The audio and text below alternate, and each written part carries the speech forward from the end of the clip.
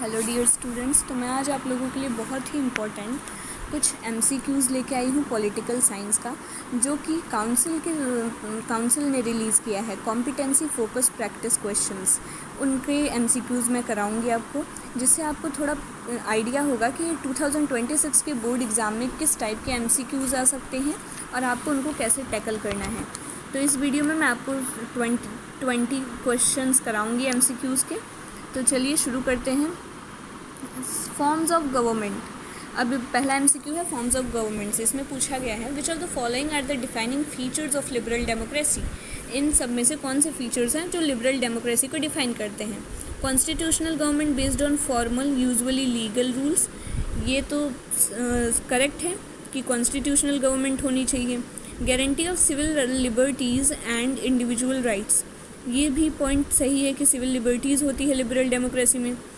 It invest political authority with the potentially unlimited power, ये point totally wrong है। Third point हमारा गलत है, क्योंकि अनलिमिटेड पावर अथॉरिटेरियन और टोटलिटेरियन स्टेट में होती है। Fourth, there is an open struggle for power, ये पॉइंट भी करेक्ट है। तो ऑप्शन डी हमारा करेक्ट हो जाएगा, क्योंकि यहाँ पे फोर्थ, फर्स्ट और सेकंड ऑप्शन, तीनों ऑप्शन यहाँ पे मेंशन है। फॉर्म्स ऑफ गवर्नमेंट का next question, all of the following are characteristic of totalitarianism except, यहाँ पे जो है ऑप्शंस दिए हैं सब कोई टोटलिटेरियनिज्म के फीचर्स हैं, लेकिन एक नहीं है, तो वो पता लगाना है। स्टेट कंट्रोल द इकोनॉमी, ये होता है टोटलिटेरियन का फीचर। फिर state is run by single party, ये भी सही है। States relinquishes control of arm forces to military leader. State censor newspaper पे भी बैन लगाया जाता है, लेकिन थर्ड ऑप्शन नहीं है, टोटलिटेरियनिज्म का फीचर में नहीं आता, इसीलिए थर्ड ऑप्शन जो है वो करेक्ट हो जाएगा, क्योंकि स्टेट जो है वो आर्म फोर्सेस का कंट्रोल खुद ही रखता है, उसको ख़त्म नहीं कर देता, राइट, इसीलिए ये ऑप्शन गलत है। Forms of government both India and United states of America, दोनों ही फेडरल स्ट्रक्चर को फॉलो करते हैं। तो कौन सा फीचर है इंडिया का जो कि अमेरिका के फेडरल स्ट्रक्चर से मैच नहीं करता। इंडिया में सिंगल कॉन्स्टिट्यूशन है, dual citizenship, by cameral legislature, equality of all state. Which one of the features not present in America? The option will be A. America में single constitution नहीं है, सभी states की अलग अलग कॉन्स्टिट्यूशंस होती हैं, लेकिन इंडिया में सिंगल कॉन्स्टिट्यूशन है। In unitary state there is no special need for written constitution, unitary state में स्पेशल नीड क्यों नहीं होती रिटन कॉन्स्टिट्यूशन की? क्योंकि ऑप्शंस देखते हैं, there is no division of power, state derive their power from the federation, from the centre. First and second option is correct. The constitution can be amended as and when required by central government, this option is also correct, right. So the power of local government can be changed at will by the central government. Local government की powers को change किया जा सकता है central government के through, तो ये option भी हमारा सही है। इसमें से सेकंड ऑप्शन हमारा सही नहीं है, सॉरी, सेकंड मैंने आपको करेक्ट बोल दिया था, लेकिन ये सही नहीं है। State derive their power from centre, this is totally wrong, क्योंकि स्टेट्स डिवीजन ऑफ पावर नहीं होता है यहाँ पे, राइट। तो इसीलिए लोकल गवर्नमेंट होता तो ये पॉइंट सही हो जाता, लेकिन स्टेट नहीं होता, इसलिए ऑप्शन ए सही हो जाएगा, क्योंकि फर्स्ट, थर्ड एंड फोर्थ यहाँ पे मेंशन है। फॉर्म्स ऑफ गवर्नमेंट का एक और question, how do 3 organs of government function in presidential system that is designed on the principle of separation of power. इसमें पूछा गया कि 3 ऑर्गन्स जो होते हैं गवर्नमेंट की, लेजिस्लेटिव, एग्जीक्यूटिव, जुडिशरी, वो कैसे फंक्शन करते हैं, कैसे काम करते हैं प्रेसिडेंशियल सिस्टम में, ठीक है। तो इसमें देखते हैं, each organ is vested with power distinct from other organ to act as a check on other. हर ऑर्गन के पास अलग अलग पावर्स होती हैं, डिफरेंट पावर्स होती हैं। सेपरेशन ऑफ पावर देखने को मिलता है, प्रेसिडेंशियल का फीचर है, तो इसीलिए सेपरेट पावर होंगी, और हर ऑर्गन एक के ऊपर लिमिटेशन का काम करती है, एक दूसरे को कंट्रोल करती है, तो ये ऑप्शन सही है। ईच ब्रांच है सेम पावर, ये गलत है, सबके पास सेम पावर नहीं होती। All organs are countable, this is also not correct. Each organ has completely different power to operate independently, ये भी सही नहीं है, तो ऑप्शन ए हमारा यहाँ पे करेक्ट हो जाएगा फिफ्थ का। Forms of government, ability to veto a law in presidential system is check of. अब प्रेसिडेंट जो है वीटो पावर का यूज़ करके क्या करता है, प्रेसिडेंट जो होता है वो एग्जीक्यूटिव होता है, एग्जीक्यूटिव का चीफ होता है, इसीलिए एग्जीक्यूटिव का कंट्रोल लेजिस्लेचर पे इस्टेब्लिश करने के लिए प्रेसिडेंट इस पावर को यूज़ करता है। Option A will be correct.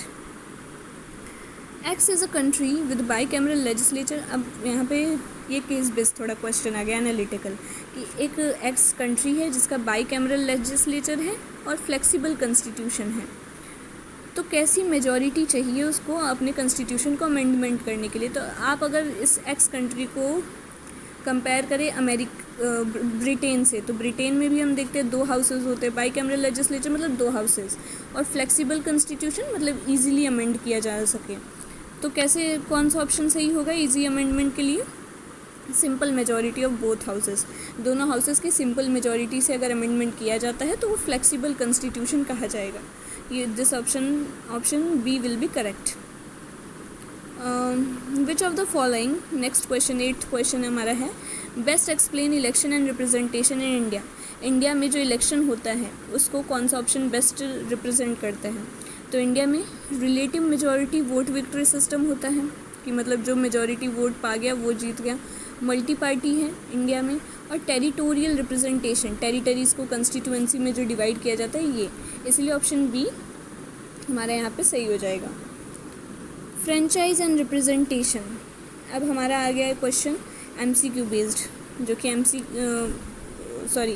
Multiple choice questions, इसको बड़ा केयरफुली आपको एग्ज़ाम में करना चाहिए, ठीक है।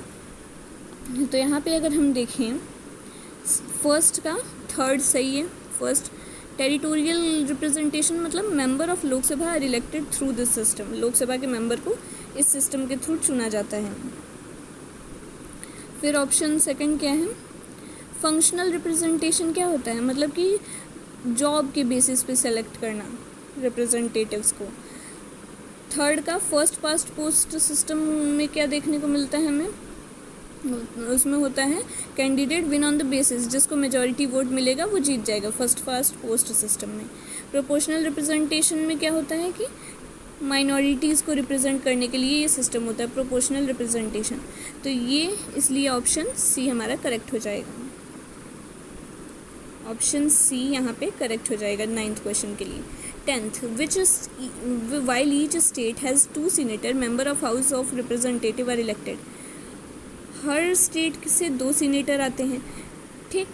अमेरिका के ये हाउसेस के बारे में है। और हाउस ऑफ रिप्रेजेंटेटिव्स के लोग कैसे इलेक्ट होते हैं, स्टेट के पॉपुलेशन के बेसिस पे। जैसे इंडिया में लोकसभा के मेंबर्स किस बेसिस पे डिसाइड होता है कि किस स्टेट से, एक स्टेट से कितने मेंबर लोकसभा में जाएंगे, वो पॉपुलेशन बेसिस पे होता है। तो वैसे ही हाउस ऑफ रिप्रेजेंटेटिव जो अमेरिका का एक हाउस है, लोअर हाउस, वो भी डिसाइड करता है पॉपुलेशन के बेसिस पे।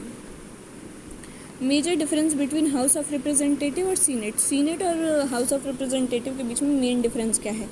फिलिबस्टरिंग is possible only in HOR not in Senate, नहीं, ये ऑप्शन सही नहीं है। मनी बिल सीनेट में ओरिजिनेट होता है, ये तो टोटली गलत है। Money bill House of Representative में ओरिजिनेट होता है हमेशा। Each state has irrespective of size population has equal representation in house of representative, ये उल्टा लिख दिया है ये स्टेट में। सीनेट, यहाँ हाउस ऑफ रिप्रेजेंटेटिव की जगह सीनेट होता तो वो सही होता, इसलिए ये भी गलत हो गया। The Senate decide on the final, Senate ही है जो कि फाइनल इम्पीचमेंट का डिसीजन, वर्डिक्ट देता है, इसीलिए option D will be correct. हमारा यहाँ पे ऑप्शन डी सही हो जाएगा। The executive, emergency is declared under article 356, governor of state act like agent of president of India. तो ऐसी इमरजेंसी को क्या कहते हैं? आर्टिकल 356 के थ्रू कौन सी इमरजेंसी लगाई जाती है? Emergency due to constitutional breakdown of state machinery. अगर स्टेट में कोई प्रॉब्लम आ गई है, किसी राज्य में, वहाँ पे कॉन्स्टिट्यूशन के अकॉर्डिंग काम नहीं हो रहा, तब ये वाली इमरजेंसी लगाई जाती है आर्टिकल 356 के थ्रू प्रेसिडेंट के द्वारा, ठीक है। The executive, Sameer has been appointed, Sameer को परमानेंट एग्जीक्यूटिव बना दिया गया। तो कौन कौन चीज़ों से समीर एसोसिएटेड है? अकाउंटेबिलिटी नहीं, परमानेंट एग्जीक्यूटिव तो अकाउंटेबल नहीं होते, वो तो पॉलिटिकल एग्जीक्यूटिव होते हैं, तो पहला ऑप्शन गलत। एक्सपर्ट होते हैं, प्रोफेशनल नॉलेज होता है, सही होता है। क्योंकि सिविल सर्वेंट्स जो होते हैं वो काफ़ी एक्सपर्ट होते हैं। Recruitment through competitive examination, permanent executive जिनको सिविल सर्वेंट कहते हैं वो एक एग्ज़ाम दे के जाते हैं, रिक्रूटमेंट उनका होता है, उनको ट्रेनिंग देनी पड़ती है, लबासना में जैसे हो गया IAS वगैरह की ट्रेनिंग, तो ये भी सही है। नो अफिलिएशन विथ एनी, और वो किसी पॉलिटिकल पार्टी से भी नहीं जुड़े होते, तो हमारा सेकंड, थर्ड, फोर्थ ऑप्शन सही है, इसलिए ऑप्शन बी करेक्ट होगा यहाँ पे। Choose the correct option that does not explain. अब इन चारों ऑप्शन में से हमें बताना है कि कौन सा ऑप्शन अपलेट जुरिस्डिक्शन से रिलेटेड नहीं है। Civil case without certificate issued by, ये सब तो ओरिजिनल अपलेट और एडवाइजरी जुरिस्डिक्शन, 3 तरह के जुरिस्डिक्शंस होते हैं, जिसमें से अपलेट जुरिस्डिक्शन का पार्ट होता है सिर्फ हमारा criminal case only with a certificate issued by, this is correct, ये नहीं है अपलेट जुरिस्डिक्शन का पार्ट। थर्ड, क्रिमिनल केस वाली पार्ट जो केसेस होते हैं वो भी अपलेट जुरिस्डिक्शन के अंडर फॉल नहीं करते, और प्री कॉन्स्टिट्यूशनल ट्रीटी के वजह से जो डिस्प्यूट हो रहा है वो भी नहीं आता। बस क्या आता है अपलेट जुरिस्डिक्शन के अंदर, इंटरप्रिटेशन ऑफ कॉन्स्टिट्यूशन को इंटरप्रीट करने का काम होता है अपलेट जुरिस्डिक्शन के अंदर, तो इसलिए ऑप्शन हमारा यहाँ पे सी करेक्ट हो जाएगा। द जुडिशरी से क्वेश्चन है कि सेपरेशन ऑफ जुडिशरी को कौन सा ऑप्शन अच्छे से डिफाइन कर रहा है। तो पहला, judiciary is neither branch of executive nor in any way subordinate to it. ये बात सही है क्योंकि जुडिशरी एग्जीक्यूटिव से का ब्रांच नहीं होता। Second, judicial administration is organise and run in accordance with the rule and order of supreme court. हाँ, तो जो जुडिशरी है वो सुप्रीम कोर्ट के अकॉर्डेंस, उसके सुप्रीम कोर्ट के द्वारा जो रूल या ऑर्डर लाए जाते हैं उनके थ्रू जुडिशियल एडमिनिस्ट्रेशन चलता है, वो इंडिपेंडेंट को दिखाता है ये उसके। Judicial administration is independent of central and state administration. Judicial administration में किसी का इंटरफेरेंस नहीं होता, सेंटर का या स्टेट का। Judiciary subservient to executive as far as appointment of जजेस इज़ कंसिडर्ड। अब जुडिशरी जो है वो एग्जीक्यूटिव के नीचे, एग्जीक्यूटिव से थोड़ा कम पावर दिखता है जब, क्योंकि एग्जीक्यूटिव ही जजेस को अपॉइंट करते हैं, तो ये तो जुडिशरी की वीकनेस को दिखा रहा है, इंडिपेंडेंस को नहीं दिखा रहा, तो ये ऑप्शन गलत हो जाएगा और इसीलिए ऑप्शन बी सही हो जाएगा हमारा। अब मैच द कॉलम। रिपब्लिक मतलब the head of state is elected. Socialist कैसा स्टेट होता है, जहाँ पे कोई भी स्टेट रिलीजन ना हो, सेक्युलर, सॉरी सोशलिस्ट मतलब जहाँ पे सोशियो इकोनॉमिक जस्टिस हो, सेक्युलर मतलब कोई स्टेट रिलीजन ना हो, डेमोक्रेसी मतलब लोगों को इक्वल पॉलिटिकल राइट मिले, ऐसी कंट्रीज़ को ये सारी डेमोक्रेसी में आती हैं जहाँ पे लोगों को इक्वल पॉलिटिकल राइट मिले, तो ये सारे ऑप्शन सी हमें सही दिख रहे हैं हमें। What was the constitutional status of Indian Republic. जब भारत आज़ाद हुआ था तो कॉन्स्टिट्यूशन में क्या चीज़ें मेंशन की गई थी कि इंडिया सॉवरेन है, डेमोक्रेटिक है, रिपब्लिक है, यही 3 चीज़ें हमारे प्रीएम्बल में लिखी गई थी इंडिया के बारे में, क्योंकि बाकी जो वर्ड्स हैं जैसे सोशलिस्ट, सेक्युलर, ये दोनों तो बाद में ऐड हुआ था। सबसे पहले बस 3 चीज़ें, 3 नेचर के बारे में लिखा गया था इंडियन स्टेट का, कि इंडिया सॉवरेन है, डेमोक्रेटिक है, रिपब्लिक है, इसलिए ऑप्शन डी सही होगा।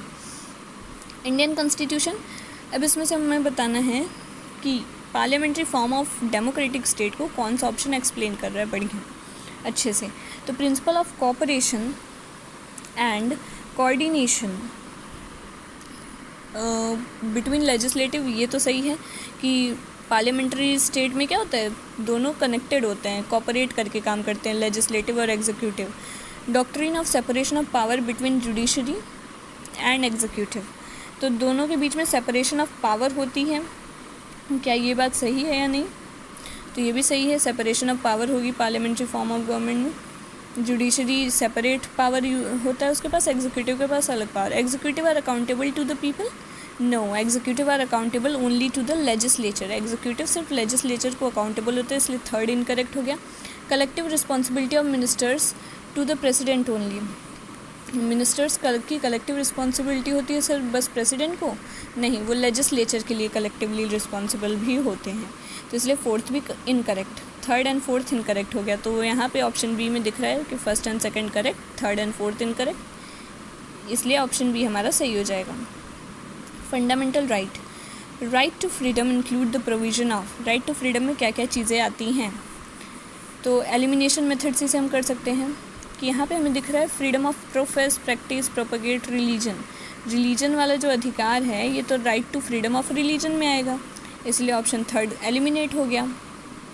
तो बाकी ऑप्शंस कौन कौन से बचे, फर्स्ट, सेकंड एंड फोर्थ, ये किस ऑप्शन में हमें देखने को मिल रहा है, ऑप्शन डी में, फर्स्ट, सेकंड एंड फोर्थ, इसलिए option D correct. Fundamental right and directive principles, odd one out यहाँ पे हमें पता लगाना है।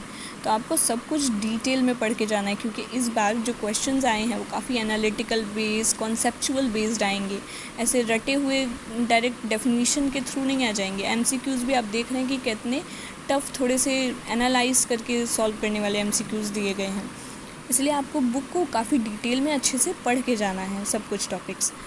अब देखते हैं यहाँ पे गांधीयन डायरेक्टिव प्रिंसिपल में क्या है, एग्रीकल्चर को बढ़ाना है, एग्रीकल्चर एनिमल हस्बेंड्री पे ध्यान देना है, तो ये तो सही हो गया, ये गलत नहीं है पॉइंट। फिर सोशलिस्ट डायरेक्टिव प्रिंसिपल में जुडिशरी को एग्जीक्यूटिव से सेपरेट करना है, क्या ये पॉइंट आता है सोशलिस्ट में, नहीं।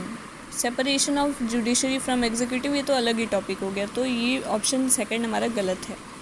लिबरल डीपी में क्या आता है, कॉटेज इंडस्ट्री को प्रमोट करो, ये तो गांधीयन में आता है ना, गांधी जी ने कहा था कि कॉटेज इंडस्ट्रीज़ को बनाना चाहिए, उनकी आइडियोलॉजी थी।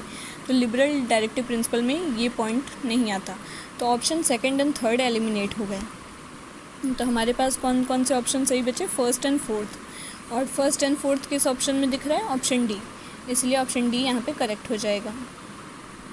Thank you for watching my video. अगर आपको MCQs हेल्पफुल लगे हों और अगर आपको और ऐसे ही वीडियोस चाहिए हों तो कमेंट में ज़रूर बताइएगा, और वीडियो को ज़रूर लाइक कीजिएगा, बहुत मोटिवेशन मिलता है उससे। और चैनल पे यूँ ही बने रहिए, आपको और भी पॉलिटिकल साइंस से रिलेटेड अपडेट्स मिलते रहेंगे। Thanks for watching.